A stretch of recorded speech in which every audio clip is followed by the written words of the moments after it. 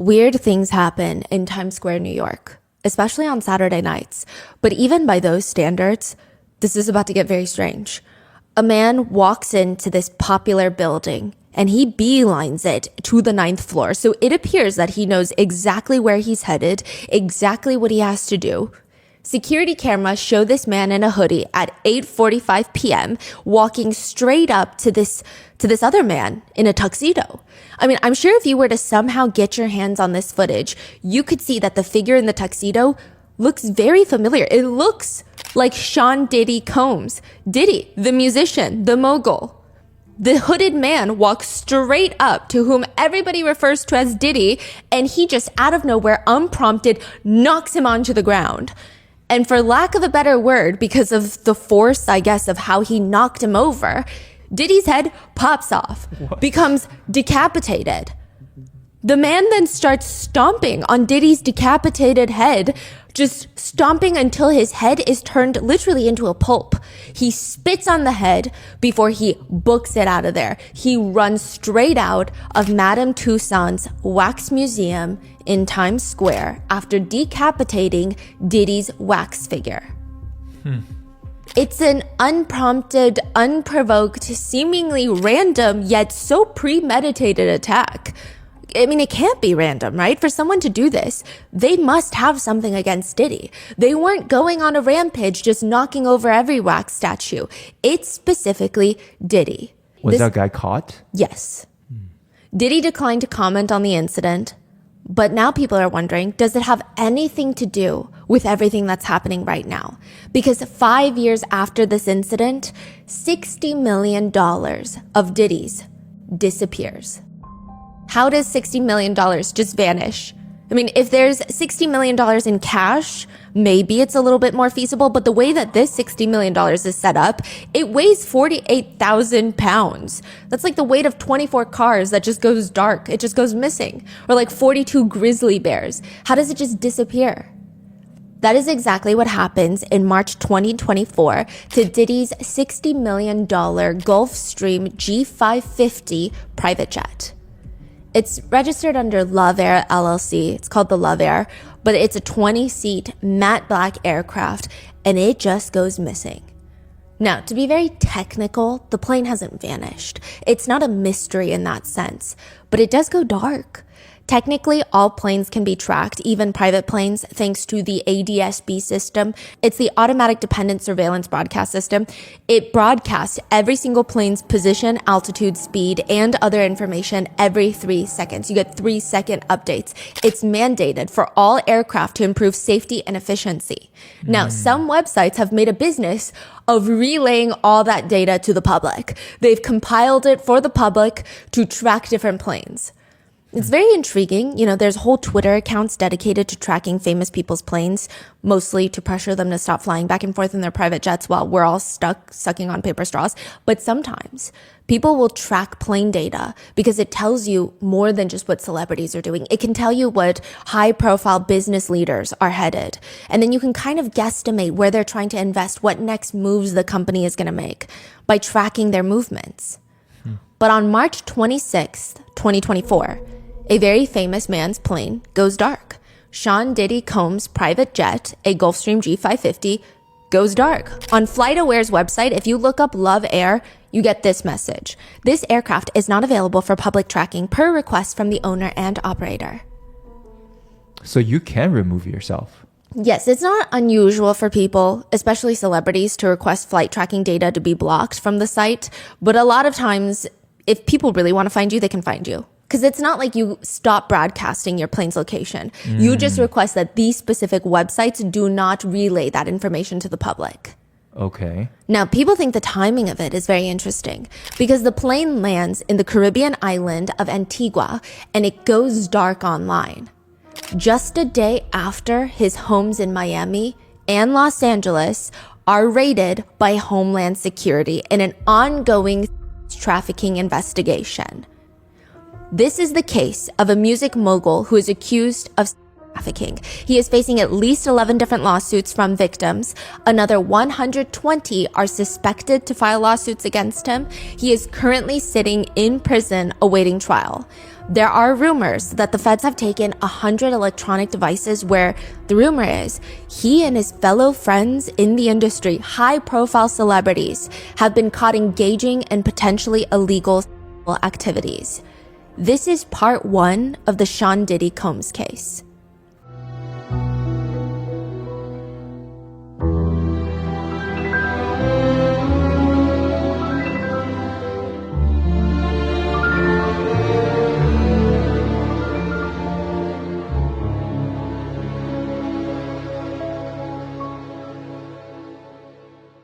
We would like to thank today's sponsors who have made it possible for Rotten Mango to support the Arizona Anti-Trafficking Network. They work constantly to bring solutions to the illegal human trafficking network in the states by creating awareness, researching, and training in the most current anti-trafficking methods. This episode's partnerships have also made it possible to support Rotten Mango's growing team, and we'd also like to thank you guys for your continued support. As always, full show notes are available at rottenmangopodcast.com. A big disclaimer to keep in mind throughout this entire case is it's currently ongoing and developing as we speak. There has been no court verdicts yet, so unfortunately, I must legally state that these are all the current accusations and allegations. People are innocent until proven guilty, legally speaking. Some statements have been shortened for time, and all the theories and speculations mentioned are netizen opinions that can be found publicly online. All reporting for this episode is also taken from information that is online, so please do your own research, form your own opinions. I'm not here to convince you of anyone's guilt or innocence. Some potentially triggering themes involve heavy use of illicit substances, including date, R-word drugs, domestic violence, workplace and gang violence, SA, and trafficking. This case is also going to be heavy, so please do not hesitate to take a break and unplug. With all that being said, let's get started. Originally, I was hoping to do a 2-parter on the Diddy case, but then it became a 3-parter, and then there was 13 deaths loosely connected somehow to Diddy, so now it has become a 4-part series. I've never been down a rabbit hole like this one before. There is no end in sight, and I'm sure with the trial in May of next year, there will be inevitably another part then. Just the amount of information, the amount of strange mystery surrounding Diddy's life, I don't think I've ever really touched a case like this before. I know a lot of people liken him to Epstein, which I can see why that comparison is drawn, but the key difference here is Diddy is a very famous man. Epstein, he also circulated amongst famous and wealthy people, but he primarily was rubbing shoulders with the wealthy elite that tend to be a lot more private. But Diddy and all of his friends, they're very famous. There's just so much weird information available online that in hindsight, it appears quite scary. This will be part 1, where we do a deep dive on the lawsuit that started all of this, the hotel footage of him beating his then girlfriend Cassie, as well as other girlfriends who have spoken out against him, as well as covering the freak-offs, and somehow we get into the Illuminati. Part 2 will be in-depth on the other lawsuits against him, as well as a lawsuit against his son, what happens at Diddy's yacht parties, and the very strange death of the mother of his children, Kim Porter, who died of pneumonia, and a very controversial book that claims to be her diary entries before her death, and that book seems to implicate Diddy as having a bigger hand in her death. Part 3 will be about the 13 people who have mysteriously died around Diddy. There's a very, very alarming pattern, not an implication of guilt, but a pattern of some strange, bizarre ways that he responds to people dying around him. And finally, part 4 will be the so-called Diddy's list, the internet allegations of all the celebrity friends who are rumored to somehow be involved in Diddy's trafficking charge. Also some other wild conspiracy theories that Diddy's not in prison. He's been cloned. There's tunnels under his house. The baby oil is laced, as well as the 120 people that are working on suing him. And with that being said, let's get into it. They say the floors of the Trump National Doral Miami Hotel are impeccably clean, evidenced by footage of a man dressed in black inside the hotel that gets released. He's in this nearly empty area of the hotel, and he's pointing his gun behind him.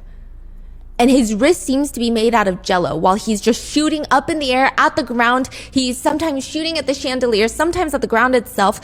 And the footage is interesting. He's just recklessly shooting his gun. He's slipping on the freshly cleaned floors multiple times. He's wearing just socks on tiled floors. Then he gets up and then shoots around like his wrist is made out of jello and then starts running trips again. Honestly, if you told me this is movie footage of a man who is shooting at ghosts, I would potentially believe you. But it's not. It's real footage. It's real footage of a man screaming, "Come out, while shooting at the ceiling and in the lounge areas. This man also grabs an American flag to drape over the front desk of the hotel. This is during Trump's presidency. He goes behind the counter, starts breaking, smashing the computers. When the Miami-Dade police arrive, a shootout ensues, both sides are firing, and in the commotion, the gunman manages to flee. He is found later hiding near the elevators with gunshot wounds to his legs. 1 gunshot to the right ankle, 2 to the left leg. Interestingly enough, most of the shots fired by the man were into the floor and ceiling, and ultimately the only one shot, thankfully, was himself. The man, Jonathan Odie, is arrested. Before the police can even question his dangerous but honestly kind of bizarre crime, they have to take him to receive medical attention. The whole time that doctors are trying to save him from his own pain, he's screaming, "I'm not going to talk to none of y'all traitors. I need to talk with the FBI, Secret Service. Someone get me the CIA. I need the media on the line now. Look at me. I'm an intelligence officer and there will be no president in 2 days. There's going to be nuclear weapons. The police will no longer exist." Which I would say is one of the last things you would want to say after the crime he committed. But even more so, when the police figure out that he is in fact not a CIA operative, he's a stalker for a website called dancingbears.com. It's an X-rated website where male dancers put on big bear masks and have intimate relations with women. But he continues rambling about, quote, "Obama is Osama. Trump makes his money on gas. Kill all the police in the street. Useless, good for nothing, nada. All of you. Laws are corrupt. Police death has come to you. You be judged. Die for now and for hell and for all of eternity. People in the streets are going to shoot you. Get heart attacks. You're all dead. I'm going to let them know to put a bullet in your head. My dog Bubbles, you got to let him out of the apartment, Bubbles. If he does not eat, he will die." He then proceeds to pass the officers his house and car keys. "Don't hurt my dog Bubbles." You don't have, Down in the United States? yeah. Just my dog, Bubbles. He continues on his rambles. I have a settlement with the former president of the United States, Obama. I have a settlement with the current president of the United States, Donald Trump. And I have one with P. Diddy. Excuse me? After the hospital, Jonathan Odie is brought into an interrogation room. Here's what I want you guys to know. Diddy and Ross, which they're good buddies, okay? And they're gay. Ross? Rick Ross. The police are confused. Who is? Diddy and Ross and Khaled. They're all gay. Okay? DJ Khaled, Rick Ross, Yeah. and P. Diddy? Yeah. They all gay? Yeah. Gotcha. You know the Illuminati group that I was telling you about? He puts his hands up in a triangle shape. The Illuminated group, you know, the Illuminati, which is an elite group, okay? Individuals which run the whole country, all right? What I did this for was to basically transmit a statement to the American people because they want the United States to fall. They've been creating chaos and confusion in the United States. They want the United States to fall. You have the Illuminati, basically, which means illuminate. They do satanic ritual abuse, which is basically CIA mind programming techniques to their own family and kids, and they bond that way. They do animal abuse, killing of animals, blood sacrifices, and everything in the Bohemian Grove. You know, where the bushes go. Okay, how do I know this? Yeah, that's what I want to know. How do you know this? Sean Combs. Puff Daddy? Yeah. P. Diddy, whatever you call himself Yeah. these days. Yeah, go ahead. Yeah, he's part of what's called the Boule. The Boule Boule. is a branch of the Illuminati. Okay. It's the black people. Okay? I'm from Africa, so I'm not a racist. Okay. Okay, you're my brother, so I like black people. Okay. My mom, I was raised by an African woman in my house. Okay. And the police are like, okay, right, okay.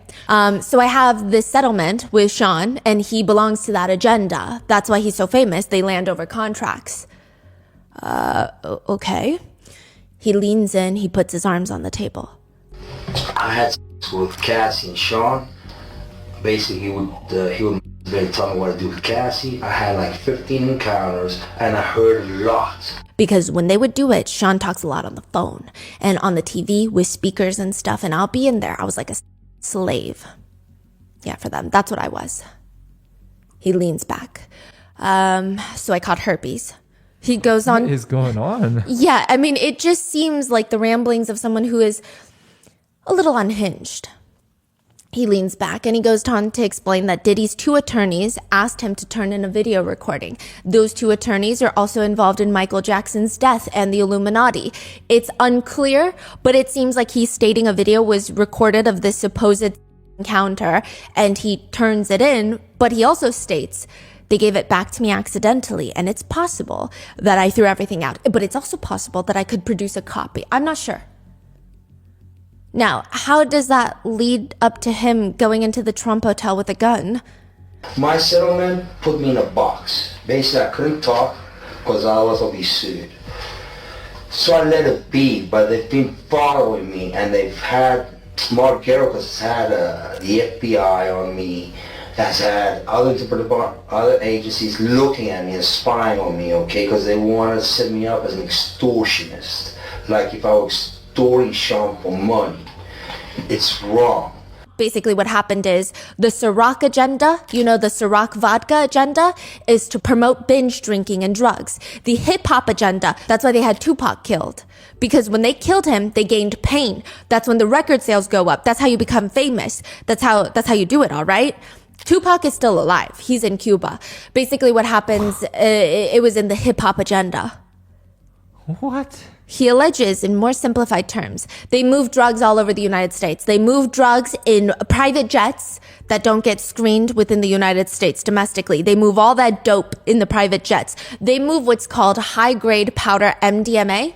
They move cocaine. They move liquid cocaine in their bottles, too. I seen the liquid cocaine. I've drank it myself. Having sex with Diddy Cassie. Okay? It's not good. He drinks it all the time.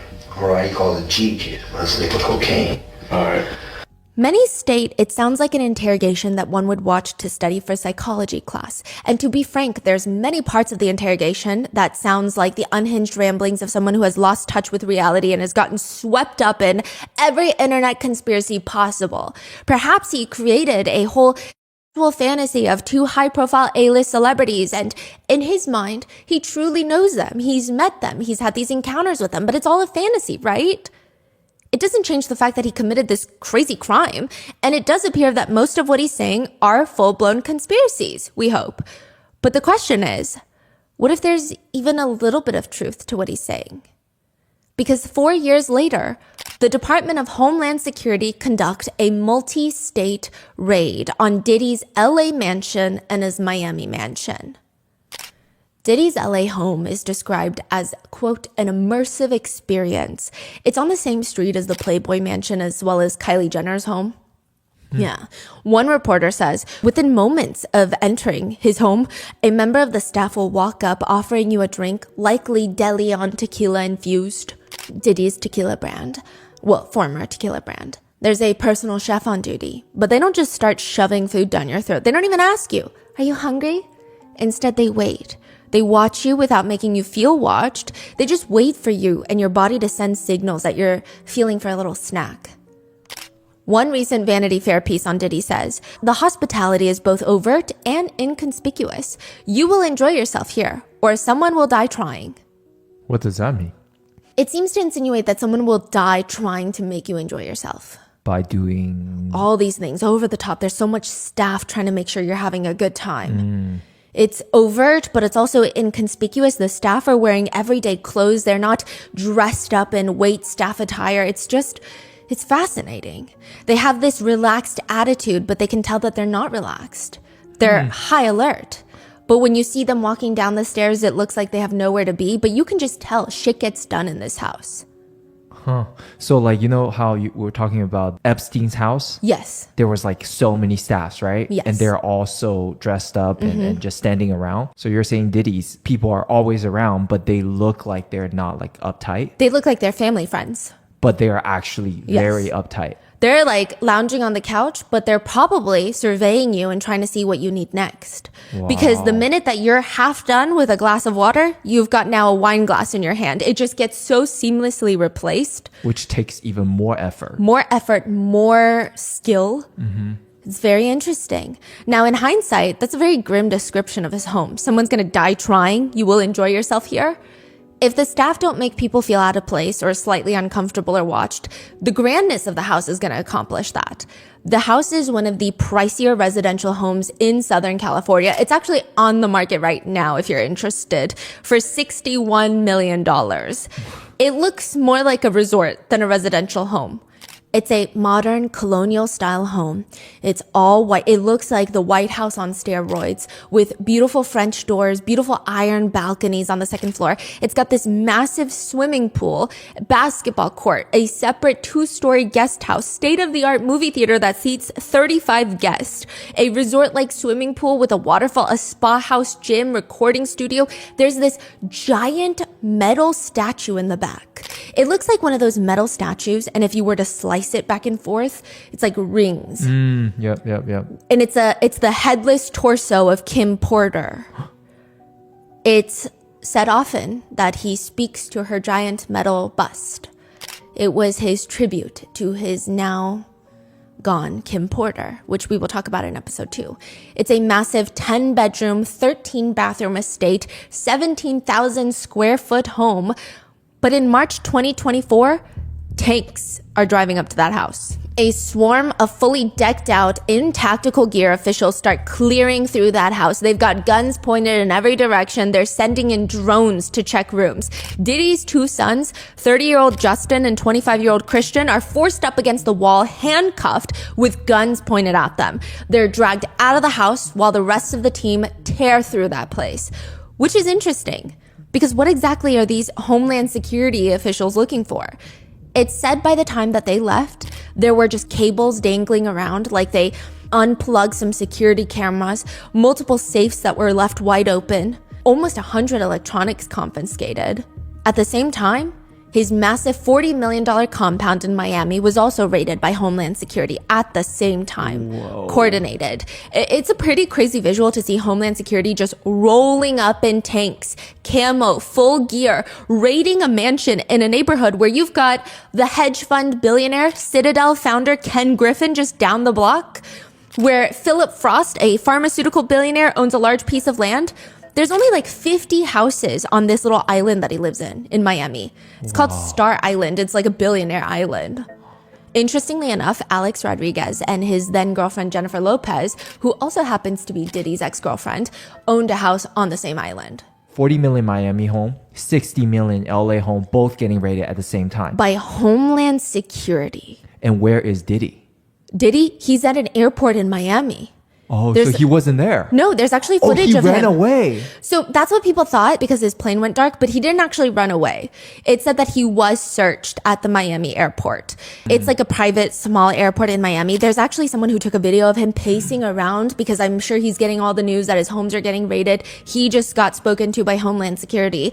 And someone says ominously while they're recording Diddy, you're probably wondering what's going to happen next, Diddy. I guess you wonder what's going to happen next, Diddy. I know. It's very unsettling. The whole thing is unsettling. In a statement, Homeland Security states, because when your house gets raided by Homeland Security, that is very odd. Yeah. Homeland Security is the department that is responsible for trafficking investigations. Because you hear the FBI, you hear people getting swatted. Yeah. Homeland Security is a bit bizarre. Yeah. Are they more intense than FBI, I wonder? Some people think they are, but definitely some of the crimes that they investigate are pretty intense. Like you're talking very organized crime charges. In a statement, Homeland Security states, earlier today, Homeland Security Investigations New York executed law enforcement actions as part of an ongoing investigation with assistance from Homeland Security Los Angeles, Miami, and our local law enforcement partners. We will provide further information as it becomes available. The further information would shock many netizens. The feds would reveal that they are investigating Diddy for trafficking charges and that they found 1,000 bottles of baby oil and lubricant along with narcotics in Diddy's mansion. 1,000 bottles of baby oil is about $10,000, which is nothing for Diddy. But still, what on earth is he doing with 1,000 bottles of baby oil? That is enough to fill a 100-gallon fish tank. You could use the baby oil to paint the surface, the outside of the White House, one time and then another half. You know those giant water cooler jugs in those corporate offices and you connect it to the machine and that's about 83 of those jugs of baby oil. I also think it's bizarre that they disclosed that Yes. out of everything. I'm sure there's a lot of incriminating evidence they found, but they are saying, here's 1,000 baby oils. Do what you will with that information. So some people think that it was included in the indictment to indicate this amount of baby oil must have links to trafficking. You don't just do this as someone who loves to have intimate relations with even multiple women and men, who cares, right? But this gives some sort of organized brothel vibes. Or some people think that it was included in the indictment along with the narcotics because there is suspicion that the baby oil has been laced with something. But what wouldn't they disclose that already? We don't know because they don't have to disclose any of that. I see. Now, but more alarming is that they find 9 AR-15 style weapons, 6 with the serial numbers intact, but 3 of them, the serial numbers are scratched off, which is very scary. Now, many believe that this raid was kicked off by Cassie Ventura's lawsuit against her ex-boyfriend Diddy. His homes are raided in March of 2024. Cassie Ventura, Diddy's ex-girlfriend, files her lawsuit November 2023. But everyone thinks, no. The lawsuit actually starts back in 2022. I know it's very confusing. Bear with me here. 2022, Cassie and Diddy have already been broken up for 4 years now. In fact, Cassie is married to another man. She's a mom with 2 beautiful children. But Diddy is winning the BET Lifetime Achievement Award. His rumored girlfriend, Young Miami of City Girls, is in the crowd holding up a sign supporting him. But in his winning speech, instead of thanking Young Miami, he says, anything I do is through love. That's what I evolved to be. That's what I'm doing right now. I was in a dark place for a few years and I gotta give a special thank you to the people that was really there for me. He lists a few people and then there's this odd moment where he looks directly into the camera and says, Cassie, for holding me down in dark times. Love. Yeah, and also Cassie for holding me down in the dark times. Love. Wait, he broke up already? What year 4 was years that? ago. They broke up in 2018. This is in 2022. That is crazy. She's married. She's moved on. It's not like they're still on and off. He's dating Young Miami. He's dated like a string of other women allegedly after this. And he's publicly in this weird relationship with Young Miami where it's like kind of unclear if they're dating or not. It's a little bit unclear, but she's there, right there. Yeah. Cassie's not even there. Yeah. This is very strange. Is it like kind of like a threat almost? That's what it feels like. At the time, nobody thought it was. They just thought it was kind of disrespectful to Young Miami. But maybe he was still pining for Cassie because they did date for like 10 years. Maybe he wants her back and she's the one that got away. But now in hindsight, it feels like a threat. Because just 18 months later, Cassie will file a lawsuit against Diddy. The 19-year-old Cassie gets presented with this very simple 10-album deal with Diddy's record label, Bad Boy Records. So far, Cassie just has a few songs that by chance happen to be playing at a club. When was this? This is back in 2006. This is when they first meet. Her songs were playing at a club that Diddy was at, and he's intrigued. I mean, her voice, it's nice. She's going viral on MySpace at the time. And 37-year-old Diddy ends up signing 19-year-old Cassie to his label. She releases an album under Bad Boy Records. It debuts number 4 on the Billboard 200 in the US, which is a big freaking deal, especially when you factor in this is her first debut album. It seems like Cassie herself is not even ready for this level of commercial success. She was just going around promoting her album, doing these different press interviews, press tours. She would perform her songs live, but because she's so nervous and she's never done this before, she would freak out. Her performance would be considered not her best, and the media was just ripping into her. This is her first taste of fame, really. Side note, this is the same girl who said one of her first performances, she was doing everyone's hair and makeup. The dancers, the performers. So she's passionate. She's clearly talented. She's just not used to this level of fame that comes with signing with Bad Boy Records. Some critics start questioning her vocal ability, suggesting that her studio recordings are just heavily edited, and she can't even manage to replicate the same sound live. Others use this as a way to be like, see, she's not that talented. She's just an industry plant. She's signed by Bad Boy Records because she's pretty. So she's signed with Diddy. She's dating a producer by the name of Ryan Leslie. She's not actually skilled. The negative press at the time was a lot. She's 19 years old. Her frontal lobe has not even fully developed, but everybody is treating her like she personally insulted their mothers. She's probably thinking my entire career is over at this point. But Diddy, the owner of her record label, comes in and he starts defending his artist. He tells MTV News, you could hear the nervousness in her voice. And to be honest, I kind of smiled at that because it made me appreciate what I really love about her. She's just a regular person. It just made me appreciate that she got nervous. It's kind of cute to me, to be honest. You've got to understand that success for her is coming out of nowhere. It's just huge and people deal with that differently.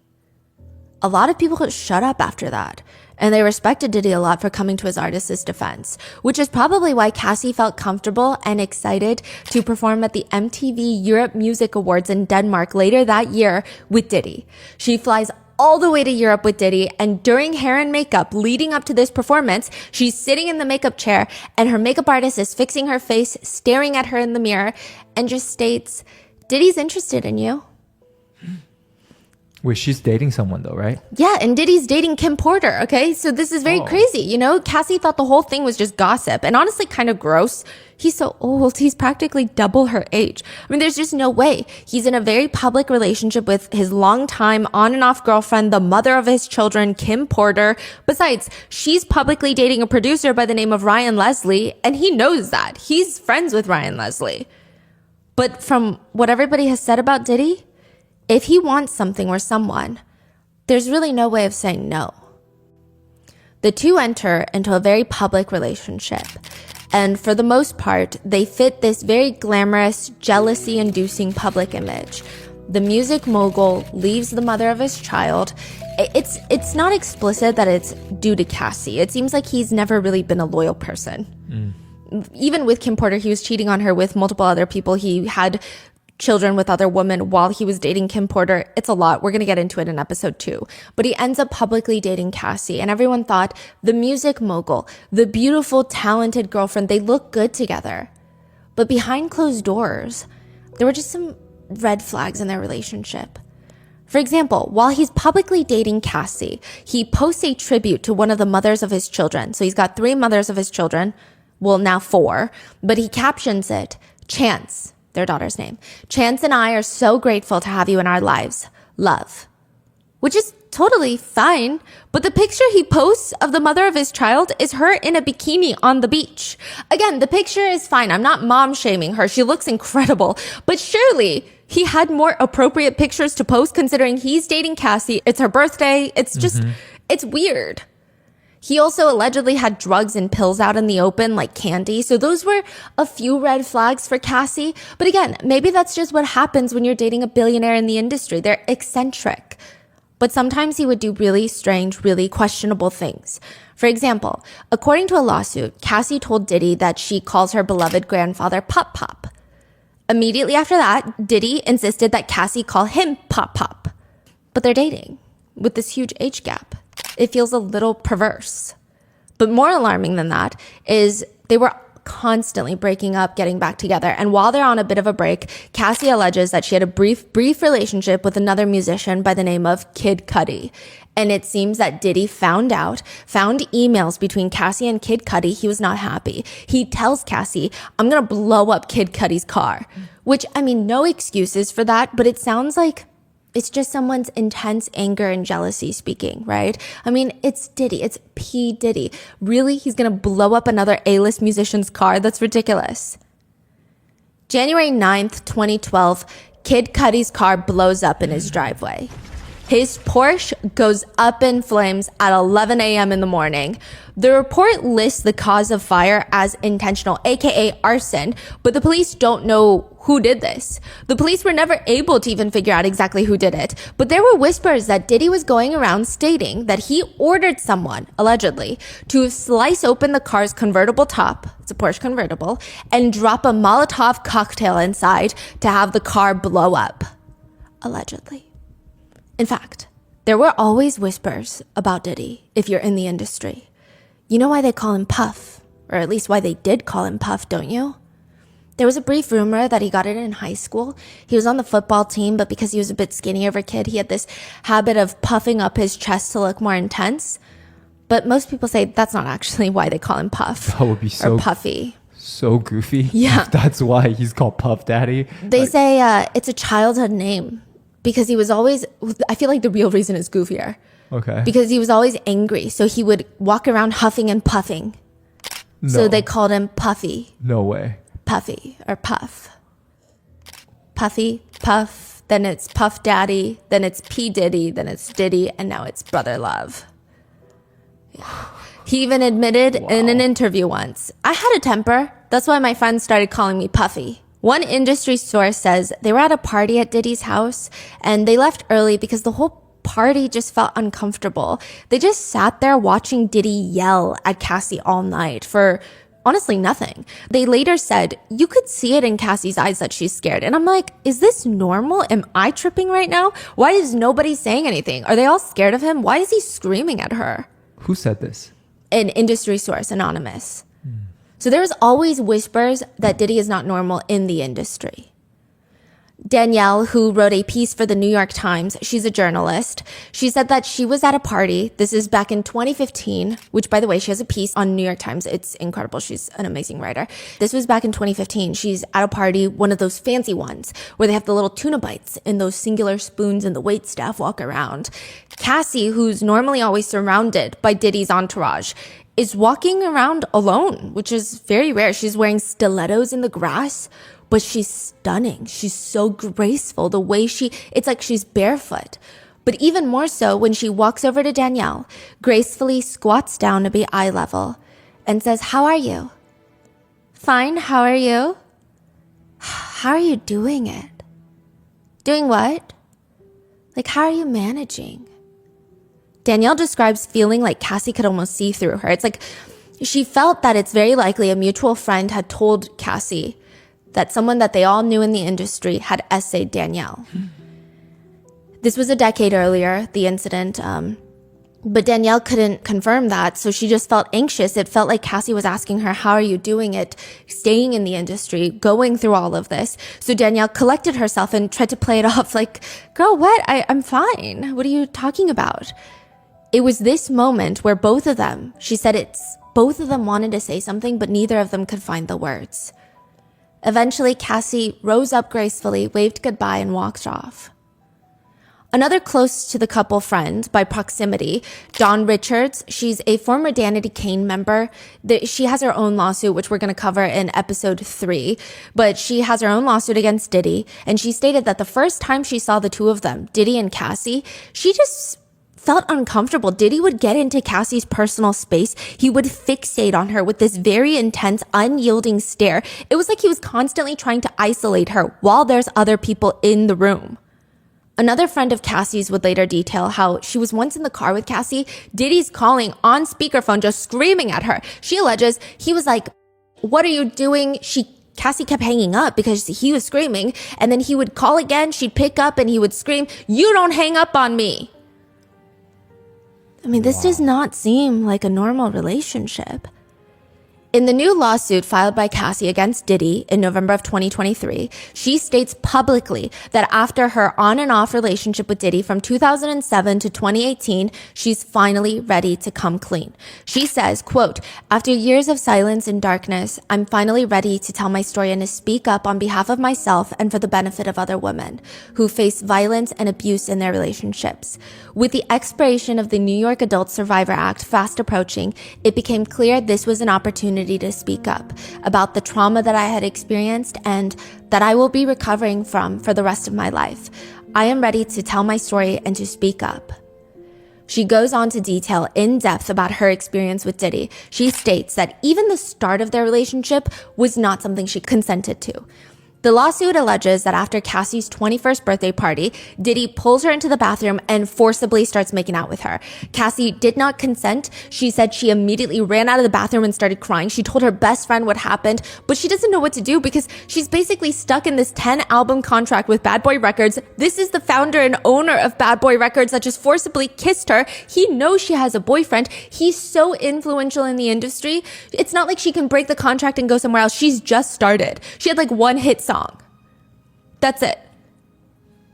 It appears that she hoped that running out of the bathroom is a signal enough. It's a no without telling him don't ever do that again and pissing him off and maybe making him angry. But no, Diddy allegedly keeps demanding she come spend time with him, quote, for work. On one of those occasions, he hands her this pill and told her to take it. He wouldn't tell her what it was, but she was so scared she just swallowed it. Later, she said she realized it was ecstasy, something she had never tried before and never wanted to do.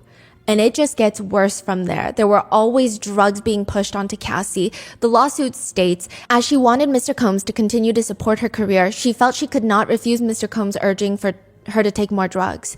Diddy would often have pills and other drugs out in the open like, quote, candy. Within 2 years of meeting Mr. Combs, Ms. Ventura found herself lured into this immediate circle of her boss, the owner of her record label, and one of the most powerful men in the entertainment industry. Mr. Combs' aggressive and demanding approach to those he worked with made it impossible for anyone to challenge him, and Ms. Ventura soon learned that Mr. Combs insisted on blind loyalty from everyone in his inner circle.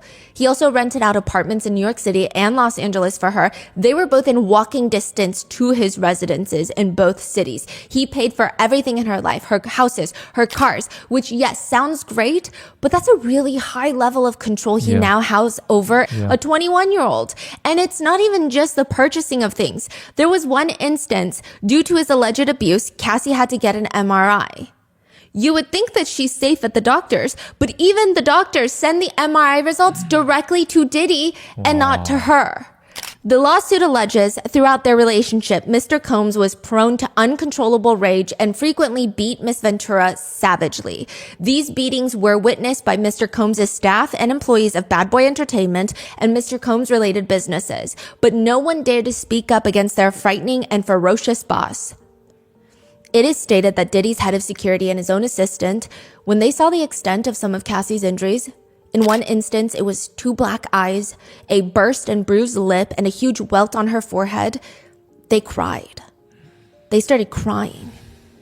But it seems like they didn't do much to stop it. One former employee says, Diddy doesn't believe in being told no, and if you get caught up in the wrath of that, it can be very dangerous. The lawsuit states that the injuries on Cassie were allegedly so bad that Diddy would come to his senses, realizes, oh yeah, these are brutal, literal crimes, felonies that I've committed. And he would hide his girlfriend Cassie in his house or hotels to make sure she's not seen or photographed with all the injuries that he inflicted on her.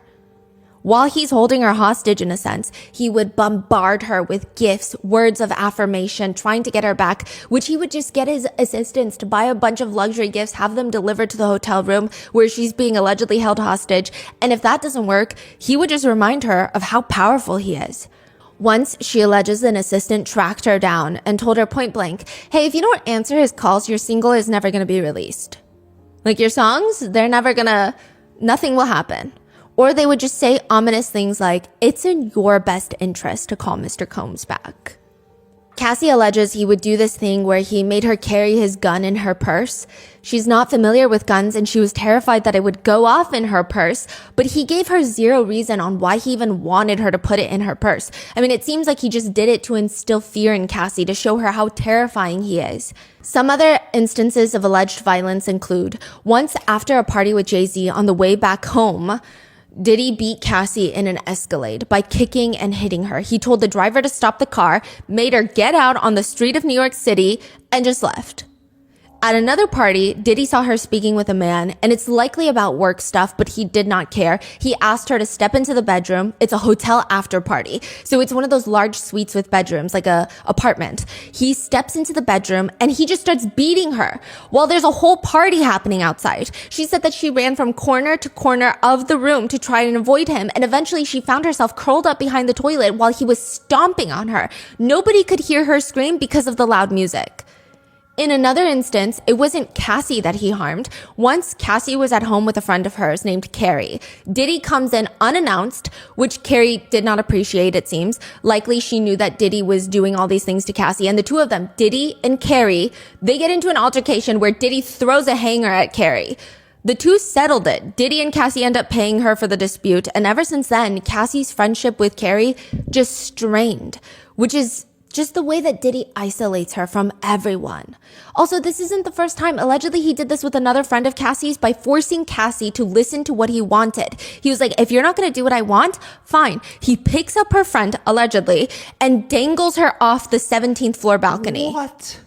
This is in the lawsuit? Yes. He dangled a human outside the balcony? Yes. I'm sure he was like cradling her more. What? Another time, they were at a party in LA. Cassie thought Diddy would be proud and excited that she was networking. She spoke with this music manager in hopes of growing her career. But when Diddy finds out, he's not happy. He's enraged. He drags her out of the party into the car. He's beating her, pushing her into a corner of the vehicle, quite literally, allegedly, stomping on her face. Cassie's lawsuit states Roger Bonds, one of Diddy's security staff, tried to stop the beating, which he does corroborate in an interview. But he is unable to de-escalate the situation. When they get to Diddy's house, Cassie tries to make a run for it, but he chases after her and kicks her in the face again. She's bleeding profusely at this point. She gets ushered into his house where she starts throwing up from the violent assault. Once they got in the house, Diddy, he starts realizing, wait, the extent of her injuries, she's got to go to a hotel to heal. She's not allowed to leave this hotel for an entire week while healing. It's in this hotel room that Cassie stated she starts fully realizing, quote, that Mr. Combs' tremendously loyal network not only knew about and witnessed his assaults, but also these witnesses were not willing to do anything meaningful to stop Mr. Combs' behavior. What you gotta say now? What you gotta say now? You ain't got shit to say when you put your girl on the sniper. She recognized she was powerless, and reporting him to the authorities would not alter his status or influence. It would just merely give him another excuse to hurt her. She said from that point forward, she was terrified, isolated, and unable to see a pathway out of Mr. Combs' abusive hold on her life. She found herself numb to the abuse that she was experiencing. She began to blindly follow his instructions out of fear of, again, being on the receiving end of a vicious beating. Tiffany Red is a Grammy-winning songwriter and musician herself. She helped produce Replay by Zendaya, Boss for NCTU, and Songs for Cassie. In fact, Tiffany Red remembers it was all very odd. I mean, she had written this song for Cassie called Loyal. The two of them had been working on it together, and the first verse reads, I don't know what is real. I just know how I feel. And you keep acting like you don't know what you did wrong, trying to get me to chill. Since we ain't been together, I've been on some whatever. Tiffany could tell that Diddy did not like Cassie singing those lyrics, or at least that's the initial vibe that she got. And she thought it was weird. Did she write that or Cassie wrote that? Both of them together. Now, they've been in a stable relationship for like a decade. I mean, yes, they're on and off, but still, it's just a song. It's not that serious. But it does indeed get serious. Tiffany actually penned an open letter to Diddy when all of this starts unraveling, and she explains how she's a longtime friend of Cassie's, and yeah, she has seen the abuse. She says to Diddy, I first met you in person in August of 2015 at a surprise party you threw for Cassie's 29th birthday at a hotel in Los Angeles. I was at her old apartment before the party with friends, rushed by calls from your team about her ETA. We were in a frenzy to get her ready without spoiling the surprise. We all piled into a black car service from her place to the party. We arrived at the area reserved for her party at the hotel, and you popped out singing happy birthday. There were so many friends, a few famous faces, and cameras recording as we sang. She was definitely surprised. Up until that point, I'd only spoken to you once before on FaceTime with Cassie about songs we were working on together. You approached me that day, and you introduced yourself saying, so you're the one writing all those songs about me. I said yes, and you stared back and said, that means she's talking to you, huh? I was uncomfortable because it seemed like you were talking about the more turbulent parts of your relationship. Tiffany also claims that one of Diddy's security guards came up to her once and said something along the lines of, I heard a lot about you, Tiffany. She said, you both creeped me out, and this interaction was super intimidating. It felt like you both wanted me to know that you knew who I was and you didn't like how close I was to her. What? Wait. What was the lyrics again? Like, what exactly was said that got Diddy so offended? That she doesn't think he's being loyal. That got Diddy this emotional? Yes. Later that evening, during the surprise birthday party, it started in the afternoon, so around nighttime, they all decided to go to a karaoke spot called the Blind Dragon. But only a few of the girlies were wanting to go. Tiffany Red writes, "But you weren't happy that she was leaving. I remember your people hovering around us, trying to discourage Cassie from leaving, but we went anyway. You followed us and arrived just a little bit later after we did. It was instantly uncomfortable. You pulled Cassie out of the private karaoke room. She put her head down and went with you. I followed outside to see if she was okay because something was off. When I walked out of the room, you had her backed into the corner of the hallway outside of the door, and your security surrounded you two as you cursed her out with your hands in her face." These are all Tiffany Red's allegations, by the way. "She and I briefly made eye contact. I felt helpless. She looked afraid and I kept looking down at the floor. I didn't know what to do. I was scared."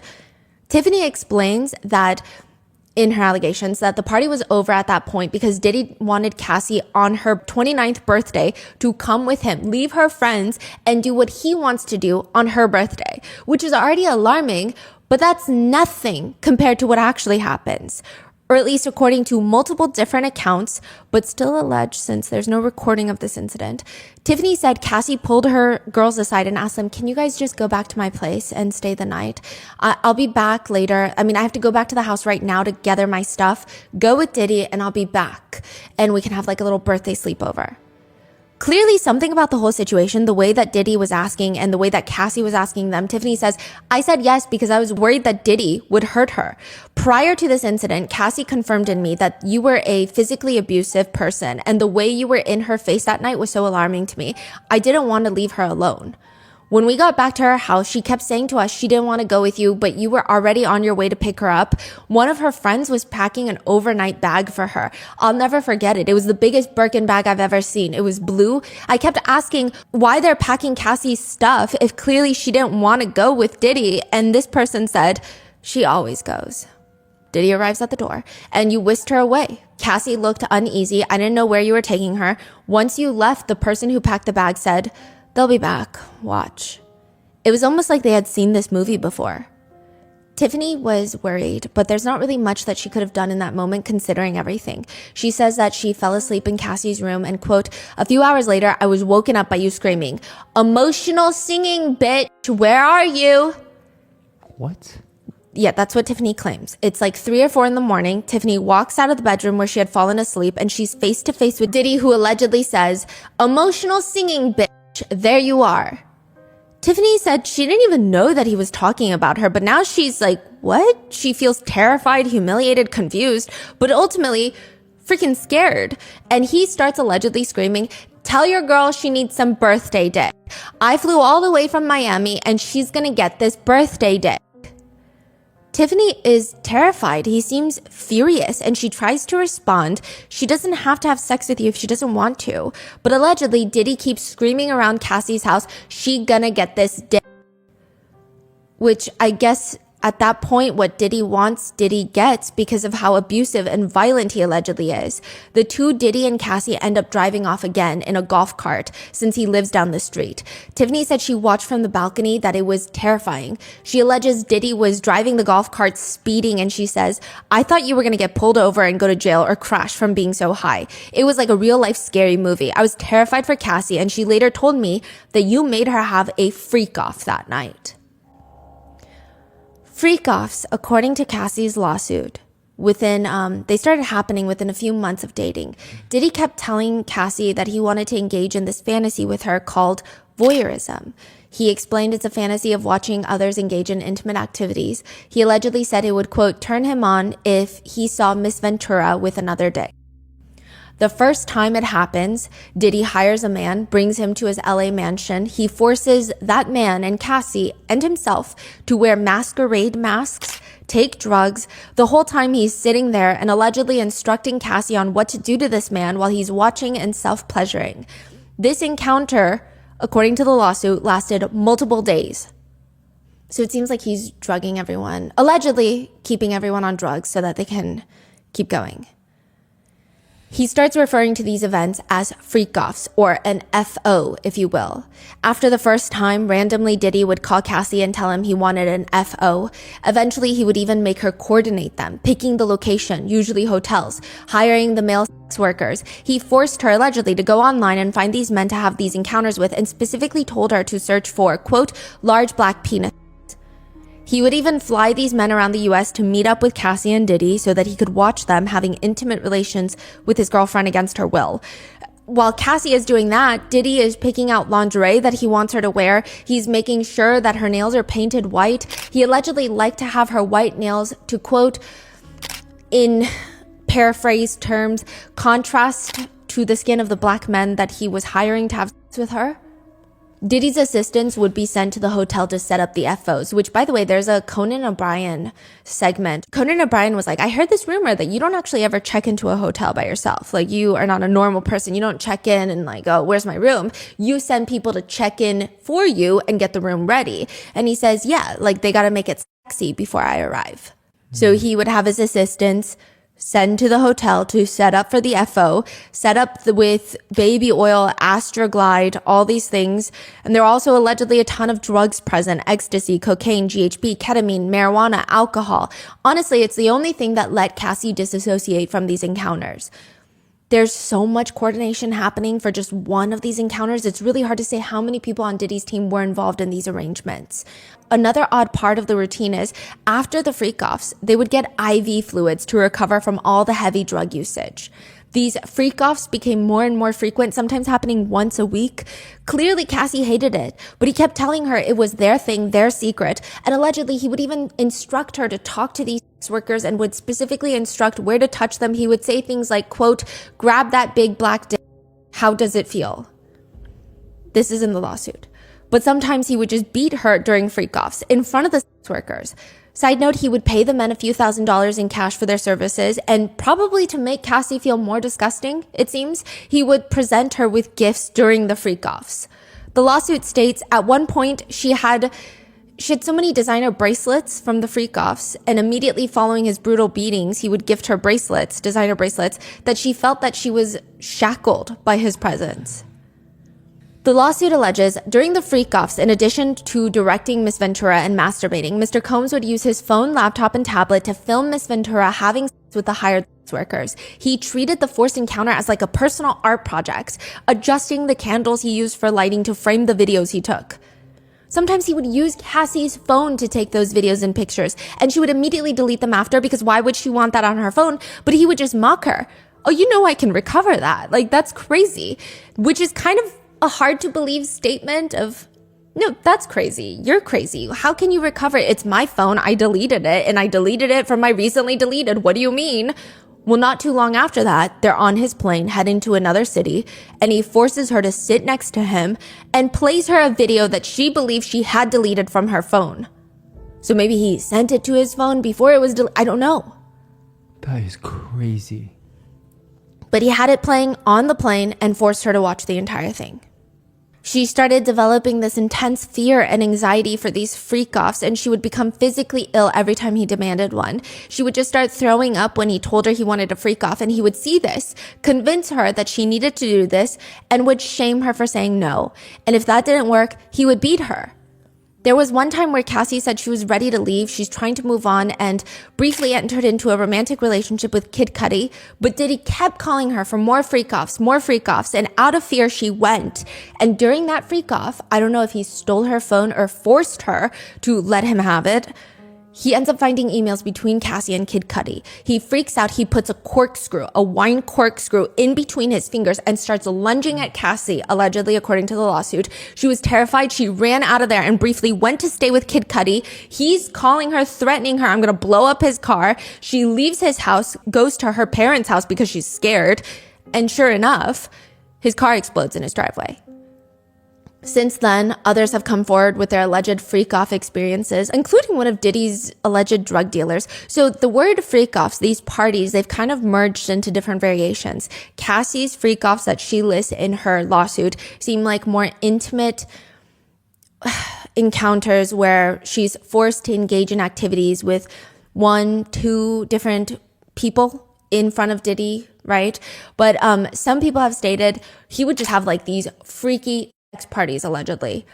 Again, this could be someone that's never met Diddy a day in his life until things are proven in the court of law. Take everything with a grain of salt. But this alleged drug dealer states that he once went to Diddy's mansion in the Hamptons to drop off a shipment of supplies, if you will.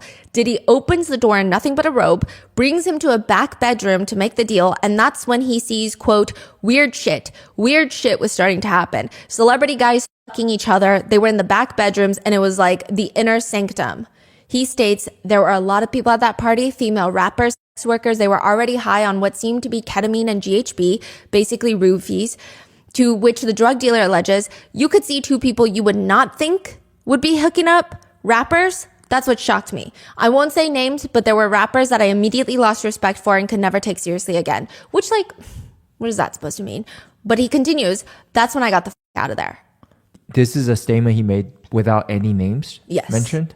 Now, this could be a total lie, complete and utter lie, but he's claiming he was Diddy's drug dealer and he saw these freak-offs. So that's why I'm telling you the word freak-offs, these parties are kind of merging. And then some people believe that all of Diddy's parties are freak-offs, that everyone that went to the white party should be burned at the stake. But then some people are saying, no, it's the after parties, like what this drug dealer is describing. That's the problem. And then some people are saying, no, it's the encounters that he's forcing these people into, like Cassie, that are the freak-offs. So it's unclear. It could be all of the above. We don't know until the trial, I guess. It's hard to say which is more off the hook, a Diddy party or a Diddy after party, or a Diddy after party, which is basically a pre-party for the next Diddy party. There are a lot of allegations and lawsuits that women had attended his white parties and then they were essayed at those parties. But I don't know if those are freak-offs. So it's like terminology, I guess, at that point. And those lawsuits we will get into part 2. Now, he does note that he never saw Diddy himself partake in any sexual activity. But there seems to be a slightly different variation of freak-offs, like I said, from what Cassie is alleging. So in this episode, we're just going through Cassie's version of freak-offs and how they would be conducted. Tiffany Red also states that the only time that Cassie's music ever advanced, Diddy was ever willing to talk to Cassie about her business and her music, was if she participated in freak-offs. In fact, he would force her to listen to her demos and her songs during the freak-off. Allegedly. He would play the songs that they're working on during the alleged freak-offs. Tiffany Red claims all these years, all those songs that we worked on, to find out all those years, I spent all this time writing these songs for him to rape my friend to them.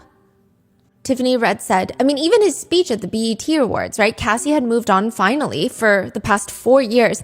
Yeah, and also Cassie for holding me down in the dark times. Love. It's like harassment, she says. You're still fucking with her. Leave her alone. Leave her the fuck alone. Another source says he tries to paint a picture of being this heartbroken man after Cassie left, but he's just a liar and an abuser. It feels like a threat, just like what happened when she did leave him. Cassie states in her lawsuit that in September 2018, she finally decides to leave Diddy. The two of them meet up at an Italian restaurant in Malibu where she confirms, yes, I'm serious, I'm done. Like, you can have all your stuff back, I'm over it.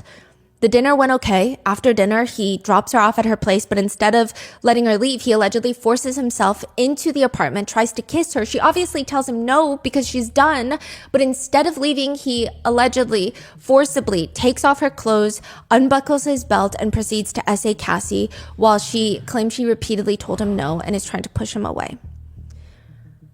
Soon after, Cassie leaves the apartment that he was paying for, leaves everything like the car that he paid for, and manages to get out of her Bad Boy Records contract. And coincidentally, a few months after she moved away, she gets doxxed. Her new address gets posted online, which leads to her feeling paranoid and terrified, rightfully so.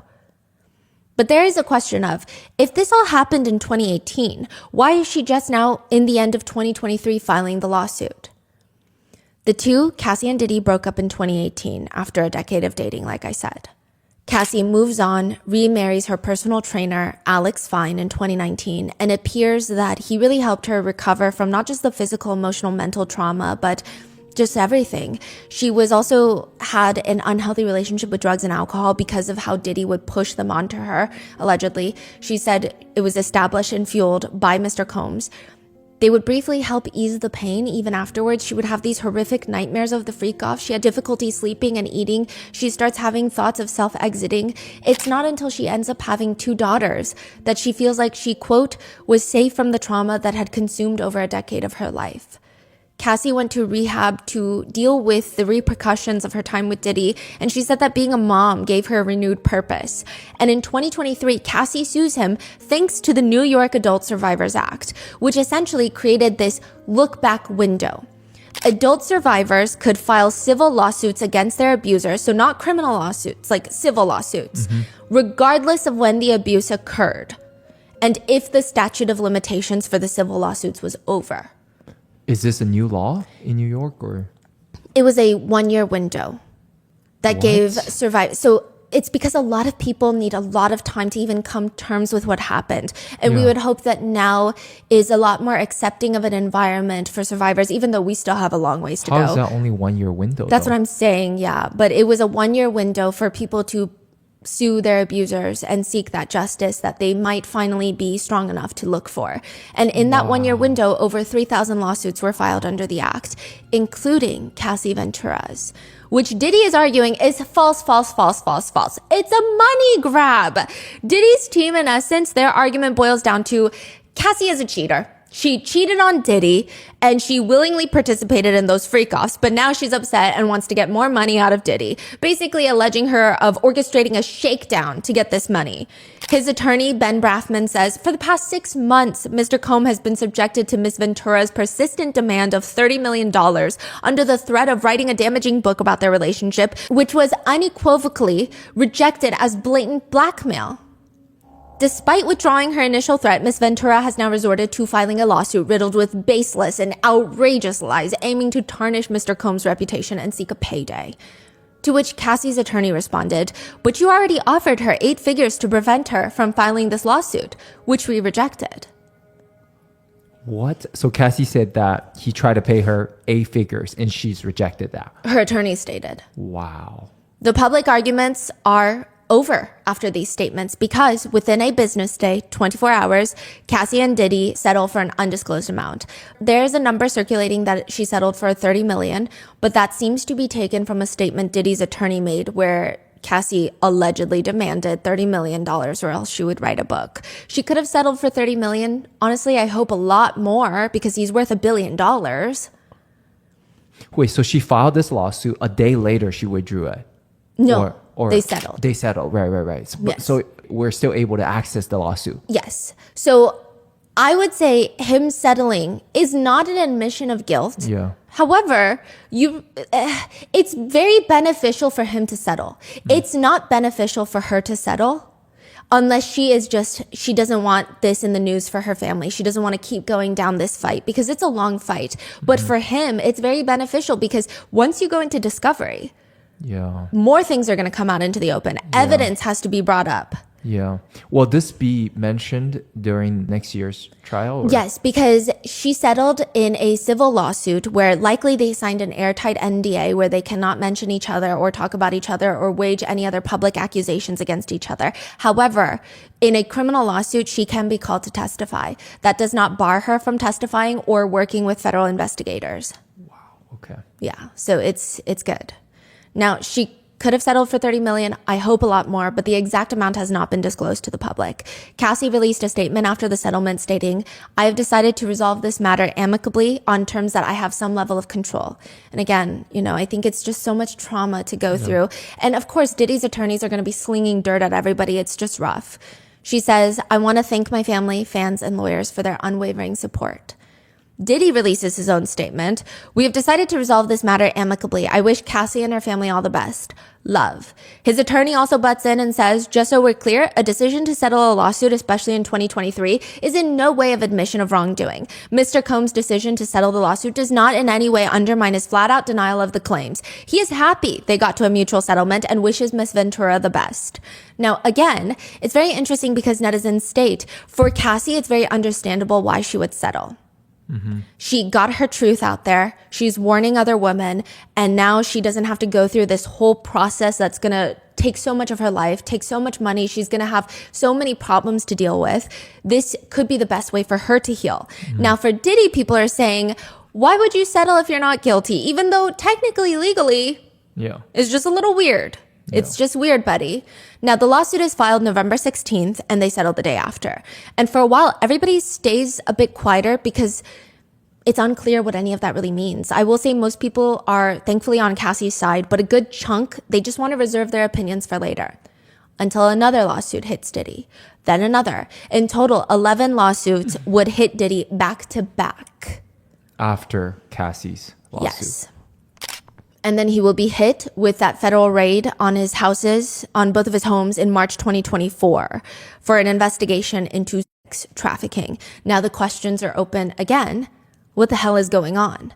And none of Diddy's attorney's comments are even making sense. I will say a lot of the serious allegations do briefly get overshadowed by the baby oil memes, which Diddy's attorney doesn't really make it any better. Diddy's attorney has tried to argue about the copious, unfathomable, frankly bizarre amounts of baby oil in his possession. He's got a big house. Americans, as we know, buy in bulk. There's a Costco down the street. I mean, this is what consensual adults doing what consensual adults do. We can't get so puritanical in this country to think that somehow sex is a bad thing, because if it was, there would be no more people. He says it wasn't 1,000 baby bottle oils, but it was a lot. And I'm not sure what the baby oil has to do with anything. He has a big house. He buys in bulk. You know, I think they have Costco's in every place where he has a home. Which Costco responded to this statement stating, we do not sell baby oil in any of our U.S. locations. Keep our name out your mouth. That's crazy. Basically. Yeah, even they don't sell baby oils? No, not in the U.S. What? Even Costco wants nothing to do with Diddy, to which people have responded, I don't think anyone questioned where he was getting the baby oil. His lawyer is so unserious. Diddy is all lubed up and slipping through the bars in his cell. His lawyer is trying to get Diddy a Costco commercial at this point. Now, side note, the cost of baby oil, like we said, is probably like $10,000 for 1,000 bottles, but it's going to cost Diddy a lot more. Cassie alleges in her lawsuit that Diddy would instruct her to pour excessive amounts of oil all over herself. And once, in a 2013 incident at the Intercontinental Hotel in New York City, he was charged tens of thousands of dollars in damages by the hotel after an FO. It's unclear if it's a direct cause of the baby oil, but I'm sure baby oil is not easy to clean. But perhaps it is, I don't know, because for months, nothing happens to Diddy. He gets sued in November 2023. His homes are raided March 2024. He will not get arrested until September 2024. For 5 months, he is free and he is showing off that freedom. He posts videos of himself standing by the ocean, staring down a tropical storm. His arms are outstretched to a pastor's voice saying, not hysterical, not frantic, not anxious, not fretful, but steady in the storm. I'm free as a motherfucker. He also goes whitewater rafting with his friends, and it seems like he's living the life because at this point, his lawsuit is settled. The feds raided his house and have nothing. That means maybe they have nothing on him. He's free to go on his yachts, go on his plane, and he's always denied the allegations against him. If he really were that bad, he would have been arrested, right? And of course, naturally, people just want to hate on Cassie, believing that her lawsuit was a money grab. One netizen comments, she had the option to leave. She participated in her own misery. If a man puts his hands on you, just go, which is insane. Another comment reads, she knew about all the freak-offs and didn't say anything for over a decade. Someone else comments, some women are willing to endure abuse for money. If she could do it all over again and get the money, I believe she would still be with Puff. She left Ryan Leslie, a handsome musical genius, for Diddy. Such a gold digger move. Not sure why she gets so much sympathy. She outed him for money, not justice. Wow. Another comment reads, some women pretend to be into all that freaky stuff to keep a man. She was always receiving money, gifts, and a lifestyle most people will never live. She decided at the time it was a good idea, and then she grew up and realized how nasty the whole thing was and wanted out. I don't think Diddy made her do something she didn't want to do at the time. It was fun until it wasn't. Some allege that she might have put her hands on him first because, quote, some women like to do that. They like to put their hands on a man just to see what that man will do. Insinuating that Cassie was violent first. What on earth is going on right now? Thankfully, this is the smaller group of netizens, but there's also a guy named Boozy, and he's a rapper, but I think he's just a certified hater. He states this about Cassie and the freak-offs. Either she was traumatized by what she went through, she was sick and she was hurt, or she loved every minute of it. Either she was traumatized, she was sick and hurt, or she loved every minute of it. What kind of A lot of comments point out, aside from her getting a settlement, which what's wrong with that? Okay, they comment, he never planned music for her. It's like he signed her just to date her. He had bad intentions from the get-go because he mentioned that the world would love her music, but she barely got to create music and music videos. They also state that there's a lot of people backing Cassie's story. Cassie's alleged former makeup artist has since gone on to CNN to allege that she was privy to an incident in 2010 where Diddy beat Cassie in a hotel room. She remembers being so scared. She starts packing Cassie's things, gets her out of there, brings her to her home, but they were too scared to call the police. Roger Bonds, who claims to be a former bodyguard for Diddy, that he was also listed in the lawsuit, states that he believes Cassie 1,000%. He alleges he himself has seen Diddy put his hands on Cassie. He states, quote, if Cassie was talking to somebody else, he would lose his mind. He also confirmed sometimes he would just leave her places and not come back for her. Like, remember she alleged he would just leave her in New York City, just stop on the side of the road after beating her and then push her out the car? In addition to that, he alleges everybody was afraid of Puff. A lot of people knew what was going on, but nobody said anything. Nobody said nothing. I'm glad she's speaking her truth. I hope she gets justice. But the most detailed corroborating evidence is actually from another lawsuit filed by Dawn Richards, former Danity Kane member who was managed by Diddy. It's a group that Diddy formed. There were lots of allegations in her lawsuit that we're going to get to in part 3, but the ones pertaining to Cassie said she saw Diddy beating, choking, punching, slapping, and throwing things at Cassie. She said one time she saw Cassie making eggs for him for breakfast. Diddy comes barreling down the stairs, pissed off, high on drugs, or at least he looked like he was high on drugs, according to Dawn's version of events. She claims he starts screaming, "I've been asking you for my shit. I can't stand you. You never do anything right." She claims he pushes Cassie against the wall, starts choking her before picking up the scalding hot pan of eggs and throwing it at her, causing her to fall into the ground into a fetal position. Diddy isn't done though. He keeps cursing at Cassie and allegedly dragging her up the stairs. Another incident, she allegedly saw Diddy attack Cassie in a van, grabbing her by the neck, dragging her out of the van into the grass, choking her while yelling, "You're gonna get fucked up today." Dawn's lawsuit states, in another instance, Mr. Combs punched Miss Ventura in the face in the bathroom of a party in LA. Frequently, when Miss Ventura attempted to voice an opinion or stand up to Mr. Combs, he would strike her or wrap his hands around her throat and choke her. She also alleges that they would be out to dinner with other high-profile celebrity guests. She names them in the lawsuit.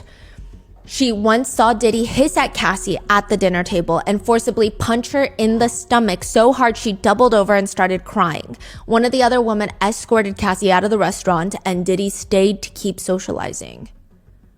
According to the lawsuit, whenever Dawn tried to step up and help or de-escalate, Diddy would threaten Dawn saying, allegedly he would say, "This is normal. This was just a lover's argument. This is what love is. I'm giving you an opportunity. If you want to make it, shut your mouth. If you say anything, there will be consequences. Y'all bitches don't get in my relationship. Don't tell my bitch what she needs to be doing. Just make money and shut the fuck up. I end artists. I shelve careers. You could go missing. You bitches want to die today? You want to die today? I make N-words go missing. I end people." That is crazy. So he's blatantly doing this in front of every single person. Yeah. And nobody even dare to go against him. That's how powerful he was. Yeah, I see a lot of people like ripping apart people for not coming forward until Cassie came forward. Mm-hmm. And I don't know. What are your thoughts on it? I see people ripping them apart. I see other people arguing with them saying, you just don't get it. Like, it's not, people aren't believed anyway to begin with. And to go up against Diddy is just the amount of funds he has. Yeah. In 2019, a former on and off girlfriend of Diddy's, Gina, goes onto a podcast with Tasha T, where she alleges just a lot of things took place between her and Diddy. Wait, when was this? 2019. Oh, right after? Yes, but this whole podcast basically gets ignored, kind of buried, honestly. This is 4 years before Cassie's lawsuit comes out. Mm-hmm. She says she met Diddy when she was 21, 22. She's been seeing Diddy for the past 6 years while he's been with Cassie. Wow. He's double her age at this point, but they start dating. And according to the timeline, Gina starts dating Diddy around the time that he's dating Cassie. She even alleges in the interview that Cassie did reach out to her a few times to tell her to leave Diddy alone. But she states that Cassie was always nice, never called her any names or anything. She even states in the interview that the last time she spoke with Cassie, Cassie reached out to her and she said, she called me at 4 a.m. Cassie did, and was like, hey, I just had a dream and I just wanted to call you and tell you I don't hate you. I don't have bad blood. I don't have anything towards you or anything like that. Which, side note, a lot of people think that Cassie telling her to leave Diddy alone wasn't like, leave my man alone, but rather leave, get out, go, like get help before it's too late. Gina meets him February of 2014, allegedly gets pregnant in October of 2014, in which she alleges that she confides in him and he just assumes, well, you're going to get an abortion, right? She states she tells him she's not sure exactly what she wants to do, and he offers her $50,000 to terminate, which, if true, I'm sure was incredibly insulting, considering Gina states she did terminate, but she turned down the money. She said, I just loved him. I was just trying to prove to him that I'm not that girl that wanted the money. I just cared about him. She explains, and I just wanted him to be nice to me. It was like, I don't want your money. I just want you to be nice to me. She later alleges on the podcast, the first few months he was really nice, and then after he started being an asshole. Like, I would say the first 3.5 years he was mean to me. When you say mean, could you describe it? Tasha T is asking her. He was abusive. He was always belittling me. He was like mentally, emotionally, and physically abusing me. Tell me some of the things that he would say to you. He would always compare me to Cassie, tell me that I'm the bad one, she's the good one. And he was with both of you guys at the same time. Yeah, at one point I was like breaking out really bad with acne, and he would be like, he said this a few times. He would be like, baby, why don't you go see a doctor or something? I don't date women with bumps on their faces. He would call me names. He would call me a hoe every single day. I was naive and young when I met him, so I felt like he tried to take advantage of that and manipulate me and made me feel low about myself. So obviously, you terminated baby one because you loved him. How long after dating did the physical abuse start? The first time it happened, which was not even that long into the relationship, we started dating beginning of February. It was probably beginning of May, because we were at Meek Mill's birthday party. It was like a mansion party, and we went. She explains that she's sitting down. On her right is Diddy, and on Diddy's right is Meek Mill. But she says, I was covered with like a stand or something, like probably says happy birthday Meek or something like that. And the stand was covering me because there was a lot of cameras and stuff there. So it's like me, Puff, and Meek. So he's publicly dating Cassie. So this stand is kind of covering her. They put a little stand to cover her. It seems like in front of her. It seems like it. It's the insinuation. So she's sitting there, Diddy's sitting next to her, and then Meek is sitting next to Diddy. And Puff had leaned forward to talk to someone, say hi or whatever. So I turned over to Meek to say happy birthday. He put out his hand. I reached over to take his hand and shake it. As I shook Meek's hand, Puff turned around, saw it. He got so mad. We probably stayed 20 minutes after that happened. And when we got in the car, he like grabbed my hair and cussed me out for doing that. He was like, why the f*** are you shaking his hand for? I was just like, I'm saying happy birthday. So it was like a jealous rage. I think he thought I was trying to be sneaky behind his back, because like I reached over when he leaned forward to talk to someone, so he thought I was trying to be sneaky. And The dude is like this level of fame and success and that insecure about everything. Wow, so pathetic. Yeah, exactly. And the interviewer is asking, and you were how old at this time? He's like double her age. She says I was 22 probably. So when we get to the hotel, it gets worse. He like took one of my heels and tried to throw it at me. He like mushed my face really hard, made my nose bleed. And every time, you know, we get into fights like that, which, side note, if this allegation is true, that is not a fight. That's a one-sided domestic battery charge. That's not a fight. She says the only person that ever tried to help me was D-Rock, who is, I believe, a famous musician. Everyone else just allowed it to happen and just like looked the other way. So the rest of everyone, they would just watch. Well, not like watch, just like kind of walk away and just leave us alone and not really step in to stop it. Now, what made you stay? Because obviously there's baby number 2, because she claims that she had 2 pregnancies he made her terminate. Because I just thought that he was only being like that because he loved me. And she starts crying in this portion. And she says, I grew up watching my mom get beat by my dad. That's all I knew. So I just thought it was normal. I just thought it meant he loved me. Okay, let's talk about baby number 2. When did baby 2 come? Last year, August 2018. So this is 6 years of them being together at this point. She says, mind you, it wasn't my fault that I got pregnant because I have like this period app and it tells me when I'm ovulating and stuff. So I told him that I'm ovulating, so don't do it. And he just did it anyways. And then I got pregnant and he was like, okay, then just get a termination. He didn't even hesitate. She says, but by this time it was harder for me because I'd been with him for so long and I was like really in love. Part of me wanted to keep it, but he didn't. And I had only agreed to terminating because he told me to. And he took me to Turks and Caicos a couple days later before the termination. So right before the termination, he takes her to Turks and Caicos.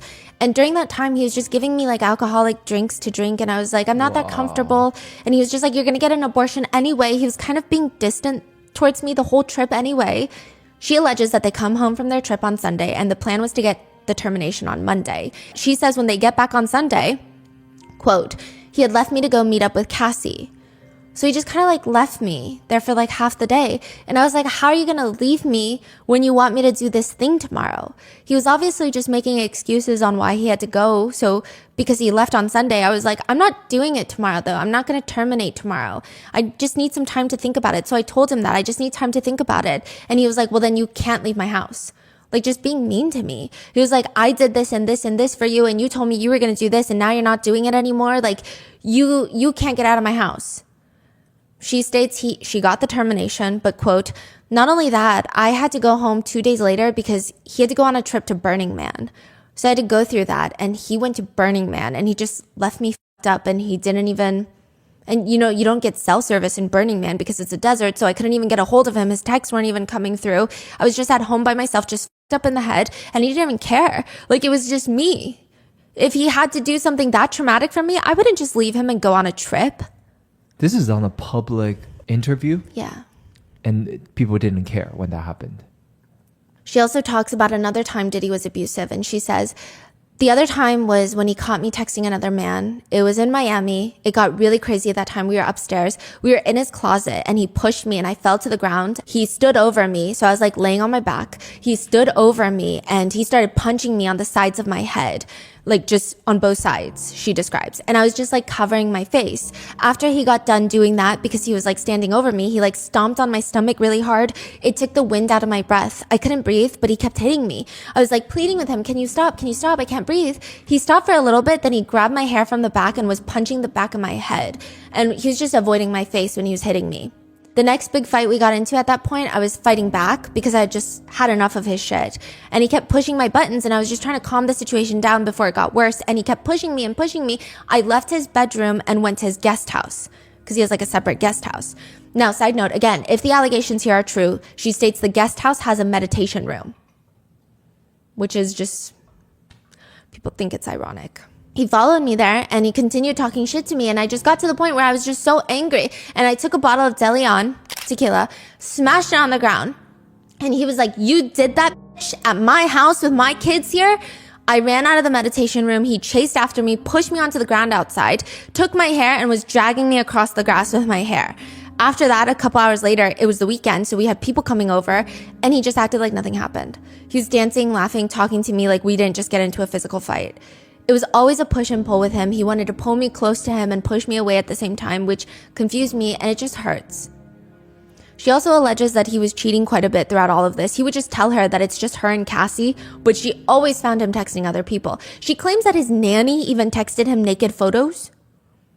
Or at least that's what she claims she found. Unclear if the photos were coerced or not, but even so, very alarming considering the power dynamic, right?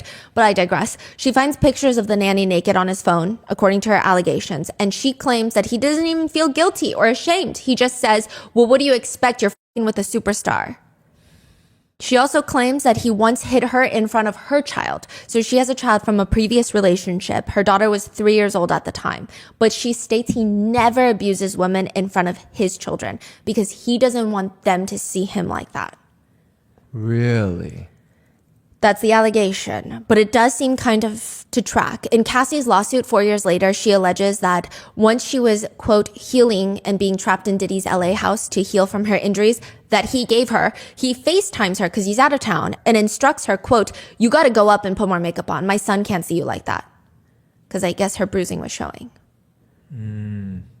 These are the allegations that Gina put forth on a podcast in 2019. Many netizens think that the whole story got buried by Diddy, and soon after the podcast, I think a lot of people didn't take it as seriously because she goes back to Diddy, which started some online drama between her and Young Miami of City Girls, who was reportedly dating Diddy at the time. Gina would later write on social media, "He's just a really good longtime friend of mine. Nothing more, nothing less. Like, I just want him to be happy because like he did bless me in a lot of ways and I'm always going to be forever grateful and respect him." Which, just to clarify, this is not to say that what she said was not the truth, which I'm not saying it is or not. These are her allegations. I'm just stating that two things can be true at the same time. She could have been physically, mentally, emotionally abused, and she could have still gone back to Diddy. Like, it's not, yeah. So all of these things, people are bringing it up because there's a small group of unhinged people being like, Cassie just wants money. But people are like, well, actually, the signs were there. Like, look at all these things. But it's not until CNN posts hotel surveillance footage that people realize Cassie was likely telling the truth the whole time about everything. And there's probably a lot more that we don't know. The footage is from 2016 at an Intercontinental Hotel in LA. In the security footage of the hotel hallway, you see Cassie quickly walking out of the hotel room. She's wearing this big oversized hoodie. She's barefoot and she's holding a bunch of things in her arms, and it's clear that she's in a rush to leave. She quickly walks towards the elevators, but seconds later, Diddy comes running out of the room with nothing but a towel around his waist. He runs out down the hallway, grabs her by the back of her hood, throws her onto the ground, and starts kicking her. Cassie is just laying on the floor while he kicks her, and she's in a fetal position. Diddy grabs the back of her hood and starts dragging her back towards the hotel. He also grabs her bags that were dropped, and it appears that Cassie is crying out for help. Perhaps worried that someone would investigate, he lets Cassie go, but takes all of her belongings into the hotel room. She goes back to the elevator to try and get the elevator, but he comes back, shoves her down, and throws a vase at her from a nearby table, like a glass vase. And then, did she leave or? She does end up leaving, and it is exactly as she has it listed in her lawsuit. So the lawsuit comes out in November of 2023. The footage is released in 2024. So people are like, she literally details this assault exactly like the footage. So how is the footage not came out in 2016? He paid the hotel security worker $50,000 in cash, allegedly. To not post it? Yes. But and not call the police.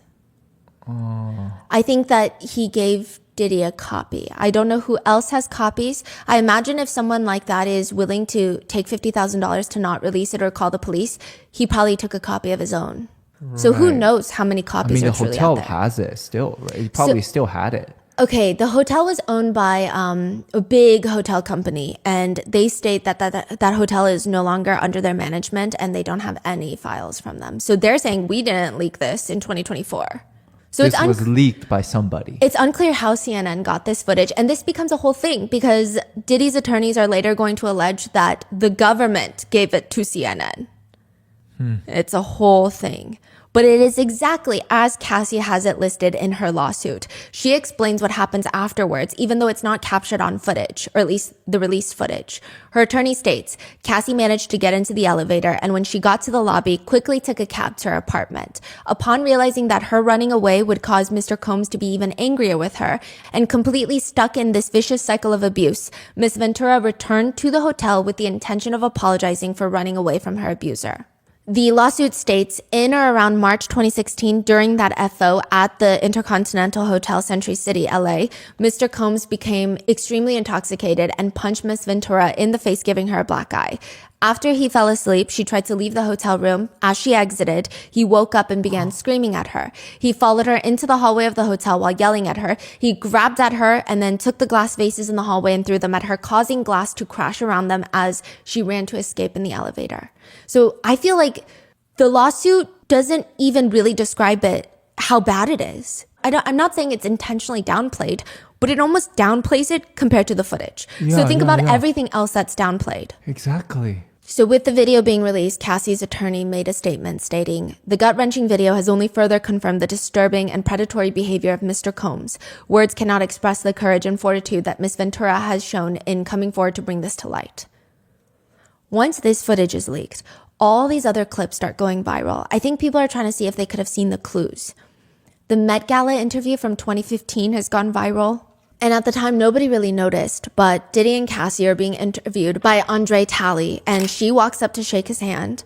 Diddy gives her the most insane death glare and then very aggressively wraps his arm around her waist and pulls her in. And her whole body seems to tense. Thank you. Thank you so much. Can't wait to see 3 a.m. He does not seem happy at all during the interview and even puts his hand on the interviewer's shoulder in a comforting way, but it feels slightly threatening in hindsight. One netizen comments, "He snatched her waist and I also saw the way he looked at her. This is pure control. If she stayed with him any longer, she might not be alive to tell anyone or file a civil lawsuit."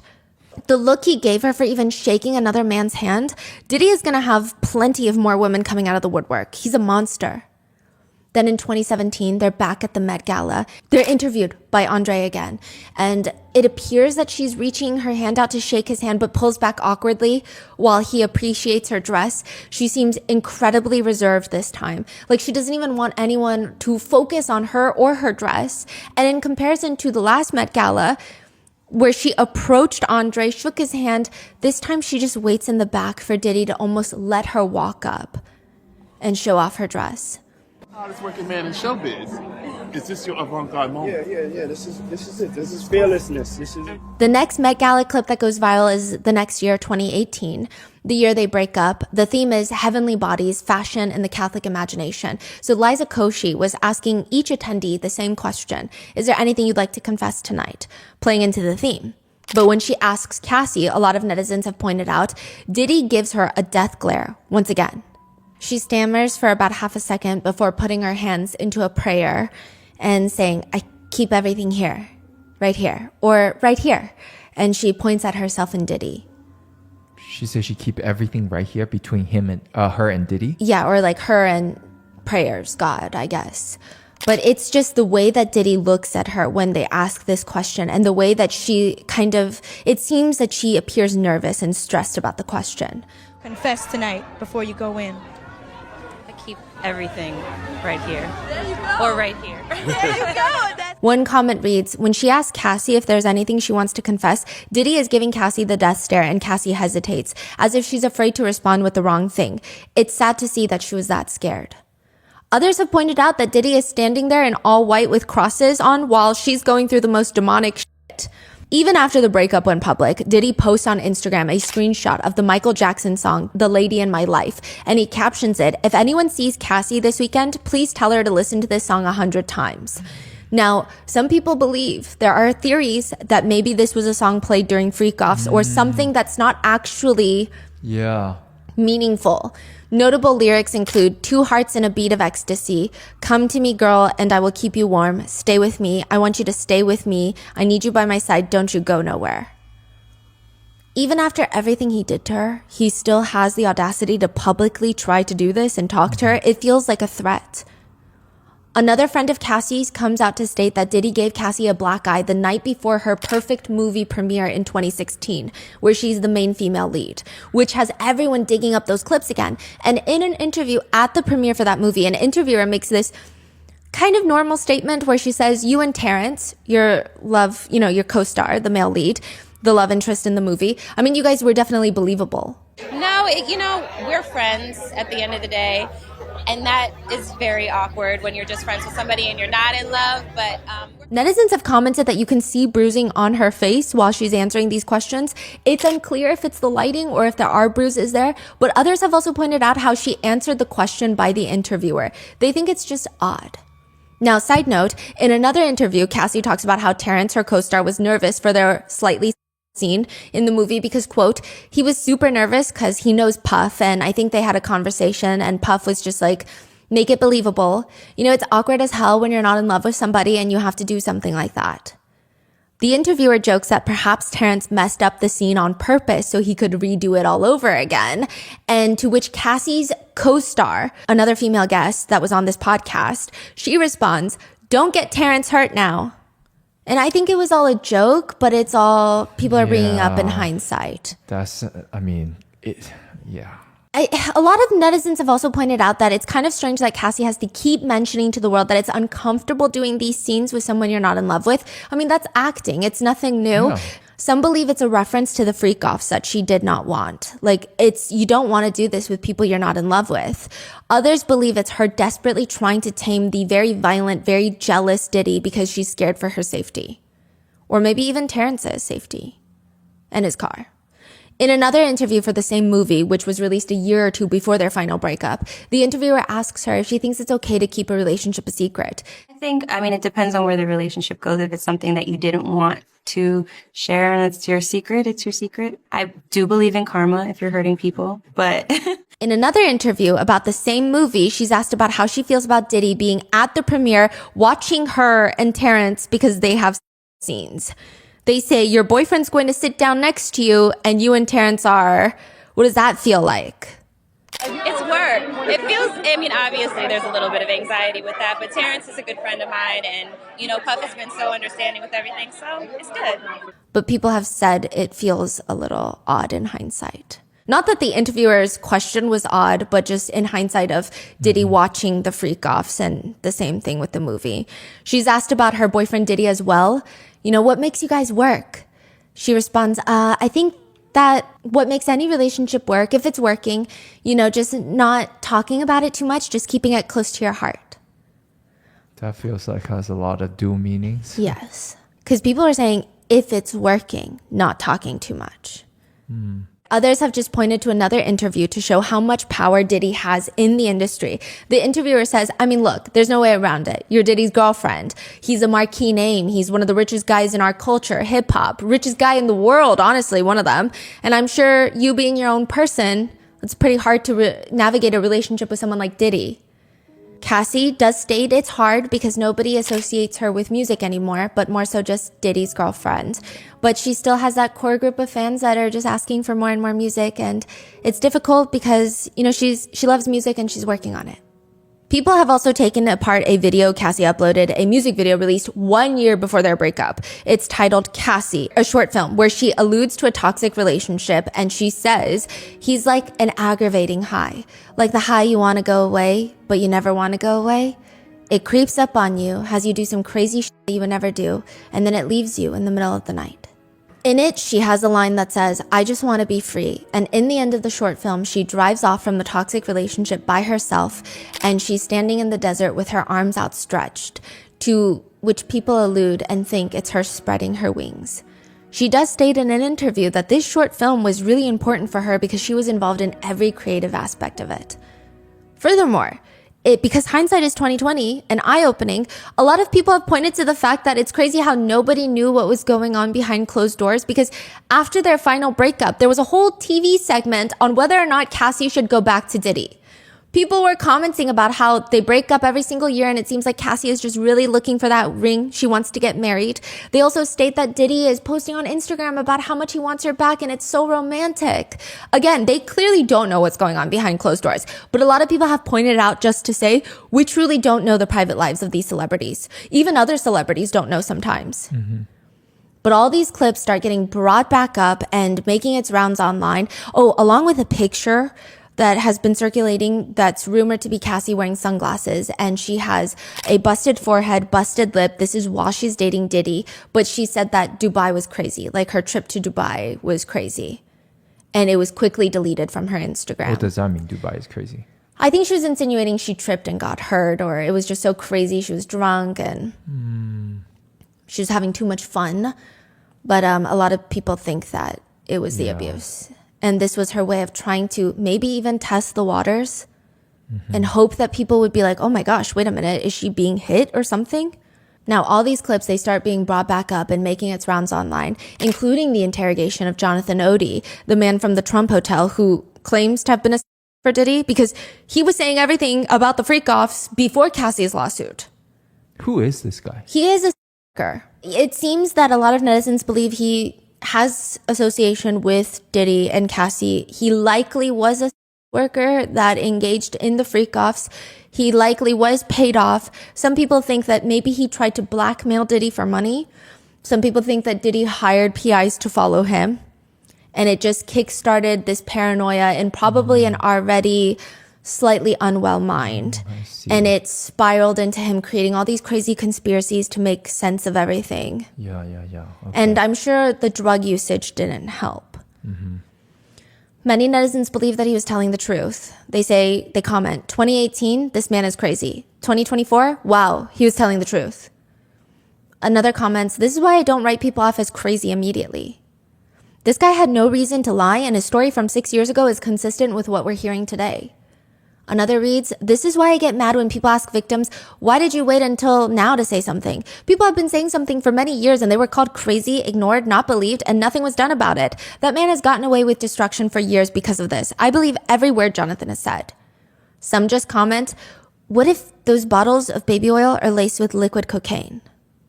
Others state, yeah, he might have been saying some unhinged things about like the government and stuff, but who knows if that's even true, right? Maybe. But some parts must be true, and perhaps he lost his mind because of the incidents involving Diddy.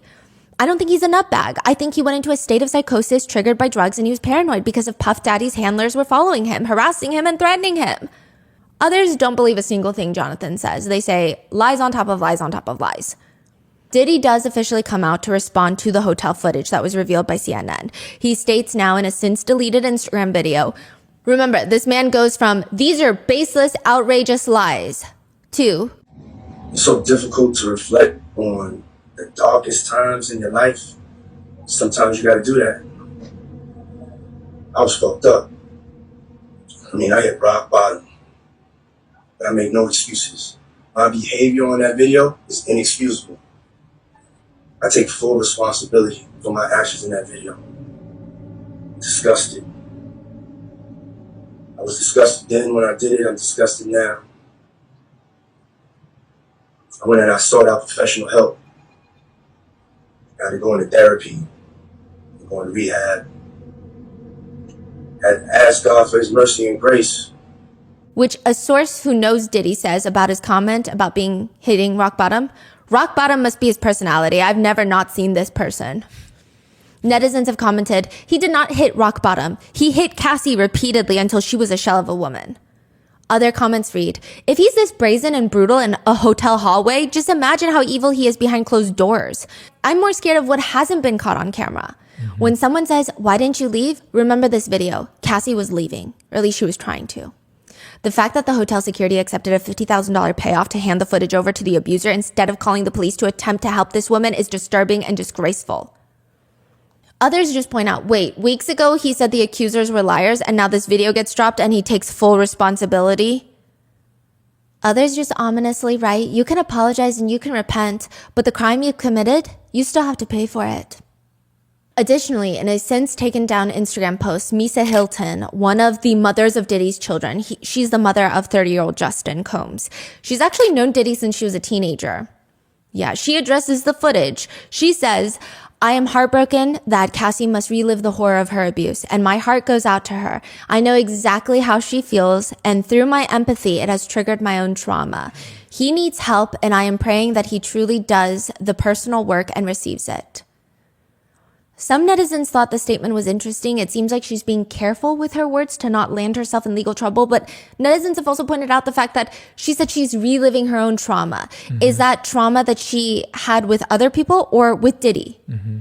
He needs to work on himself. Some interpret it as he needs to learn and grow from this, which could be interpreted as casual downplaying of a violent incident, or it could mean like lock him up in a psych ward. He needs help. Like we got to do something. Tiffany Red, the friend who corroborated Cassie's version of events the night of the 29th birthday, states to Diddy, your abuse of power has inflicted ongoing harm on countless individuals, including myself, my friends, and my peers. You are a literal pillar in Black music. So many of us looked up to you. This moment hurts for us too, but no one deserves to endure all of this. It's not right. You're hurting the very Black and brown people you say you love and support. It pains me to write this letter to you, Diddy, as a Black woman, but when will this cycle of abuse stop? It has to stop. Cassie's attorney states, Combs' most recent statement is more about himself than the many people he has hurt. When Cassie and multiple other people have come forward, he denied everything and suggested that his victims were looking for a payday. Then, he was only compelled to apologize once his repeated denials were proven false, and that shows his pathetic desperation, and no one will be swayed by his disingenuous words.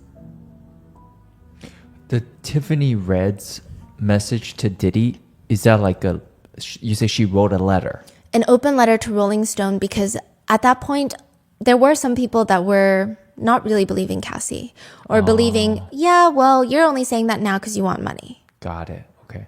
Yeah. Oh, and Tiffany Red said she's scared for her life. Yeah. When she wrote that. When she wrote that, she also stated that in some of the lawsuit verbiage, it's very clear that Tiffany Red is the friend that's cooperating for Cassie. So it seems like she actually went public also for safety. Right. So just so everyone knows that she's also a target, could be. She said she doesn't go outside now. She's stopped making music. I mean, this has completely ruined her life. Yeah.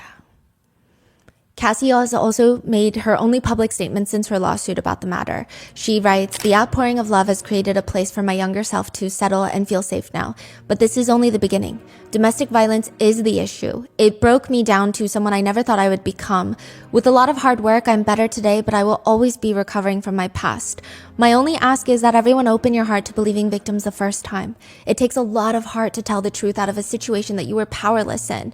I offer my hand to those who are still living in fear. Reach out to your people. Don't cut them off. No one should carry this weight alone. The healing journey is never ending, but this support means everything to me. Thank you. Love always, Cassie." Her husband, Alex Fine, posted to Instagram, "A letter to women and children. Men who hit women aren't men. Men who enable it and protect those aren't men. As men, violence against women shouldn't be inevitable. Check your brothers, your friends, and your family. Our daughters, sisters, mothers, and wives should feel protected and loved. Hold the woman in your life with the utmost regard. Men who hurt women hate women. To all the survivors, find the men and women who help and love. To all the survivors, your stories are real and people believe you. To all the survivors, you are not alone, and there are men and women who care only for your well-being and safety. We want you to succeed and flourish. To all the women and children, I'm sorry you live in a world where you're not protected and you don't feel equal. I want to raise my daughters in a world where they are safe and loved. To the abusers, you're done. You're not safe anymore. You're not protected anymore. The men by your side are just as weak. You're so miserable with yourself that death would be considered a kindness." Some netizens think that Diddy should have seen this coming because Cassie told him in a song exactly what she planned on doing. In her song, Love a Loser, which she states she helped write, the lyrics read, "I'd rather lose a lover than love a loser. Everything you did, I couldn't do it to you. Got my vision clear, so now I'm seeing through you. Writing you a letter, I'm gonna send it to you." Which she did. The letter just happened to be in the form of a lawsuit that would end his career. Because shortly after Cassie, 10 other victims have filed lawsuits against Diddy, which we will cover in depth in the next episode. Those are the lawsuits that have already been filed. There is an attorney in Texas named Tony Busby who states there's a lot more coming, perhaps 120 more.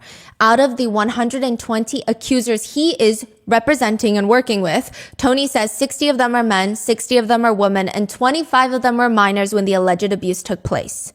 Tony states that one of the abused was even as young as 9 years old when he was allegedly abused by Diddy. The individuals that are being repped by Tony Busby, he states, come from 25 different states, majority from California, New York, Georgia, and Florida. He alleges that many of the alleged abuse took place at auditions where, quote, "Many times, especially young people wanting to break into the industry, were coerced into this type of conduct in the promise of being made a star." I want to focus on the ages of these victims. When we talk about the ages of these victims, when the conduct occurred, it is shocking.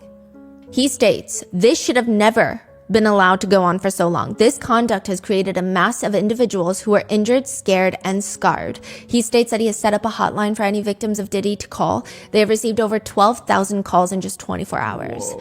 He states ominously, "I have no doubt that there are people right now who know that they were somehow involved in this, who are now scrubbing their social media, who are searching their memories, who are deleting their texts, probably deleting pictures and trying to distance themselves from this. And we know who they are, or we will find out who they are. This is not something that's going to happen overnight, but I think we are at the tip of the iceberg."